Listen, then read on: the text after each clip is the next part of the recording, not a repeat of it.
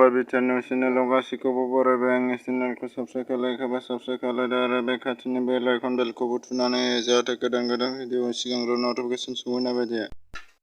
मैया सा 21 NLFB सोद्रोमा सोरखारजों गोजोन सावरायनाय फोरमायदों।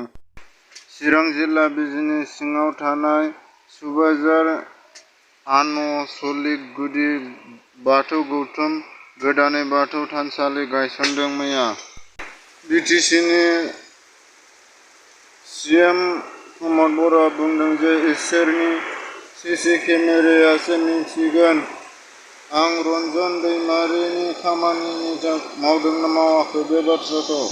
BTCनि गाहाय मावफुं सोद्रोमा प्रमद बर' बिथाङा BTCनि दाब दाब ओनसोलाव माखासे गोग्लैसोनानै थानाय गामि आरो दुखुथिया नखर थांनानै खौरां लाहैदों।